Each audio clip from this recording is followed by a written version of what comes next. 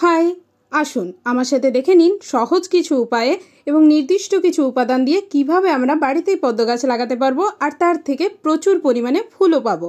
মোটামুটি 10 ইঞ্চি লম্বা, 17 টু 18 ইঞ্চি চওড়া একটি পাত্র পদ্ম গাছের জন্য উপযুক্ত।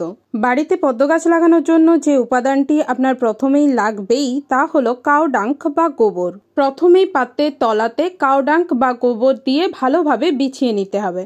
এরপর আমি এর সাথে যেটা অ্যাড করছি তা হলো পুকুরের পাঁক। আপনারা যারা গ্রামের দিকে থাকেন তারা চেষ্টা করবেন পুকুর থেকে পাঁককে তুলে এনে পদ্ম গাছকে লাগানোর, কারণ পুকুরের পাঁকের মধ্যে অলরেডি অনেক হিউমাস থাকে। এখনই এর মধ্যে কোনো পুষ্টি উপাদান বা জৈব উপাদান অ্যাড করার প্রয়োজন হয় না। হ্যাঁ, এবার যাদের কাছে এই অপশনটা অ্যাভেলেবেল নেই তারা বাড়িতেই পাঁক তৈরি করতে পারবেন। নর্মাল মাটিকে 5-7 দিন জলে ভিজিয়ে রাখলে এবং তার সাথে কিছু উপাদান যুক্ত করলেই হয়ে যাবে একদম পদ্ম গাছের জন্য উপযুক্ত পাঁক। আর বাড়িতে পাঁক বানানোর পদ্ধতিটি যদি আপনারা ভিডিও চান তাহলে আমাকে কমেন্টে অবশ্যই জানাবেন।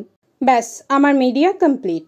এবার আমি যেদিন নার্সারি থেকে টিউবারগুলো কিনে এনেছিলাম সেদিন 1 বালতি ফ্রেশ জলের মধ্যে কিছু পরিমাণ ফাঙ্গিসাইড গুলে টিউবারগুলিকে ডুবিয়ে রেখেছিলাম। এভাবে জলের মধ্যে ফাঙ্গিসাইড দিয়ে আপনি টিউবারগুলোকে বেশ কয়েকদিন সংরক্ষণ করতে পারবেন। আমি মোটামুটি 4 দিন পর টিউবারগুলিকে প্রতিস্থাপন করছি। আমার কাছে বেশ অনেকগুলি টিউবার আছে, 2টি ম্যাচিওর, বাকিগুলো ইম্যাচিওর।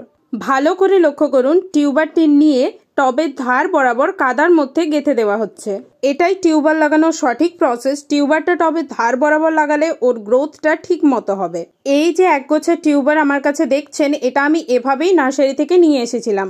এই টিউবারগুলিকে এই মুহূর্তে ছিঁড়ে আলাদা আলাদা পটে শিফট করা সম্ভব নয়।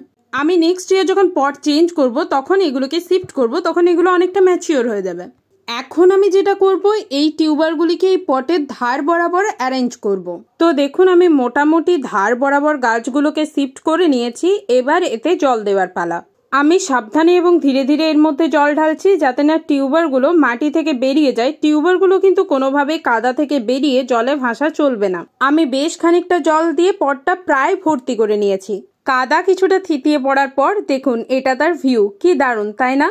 এভাবে গাছ লাগালে আপনারা প্রচুর পরিমাণে ফুল পাবেন। তবে এর আরও কিছু ব্যবস্থা আমাদেরকে করতে হবে। এর পরিচর্যার ভিডিও নিয়ে খুব শীঘ্রই দেখা হচ্ছে। আজ আসি, টাটা।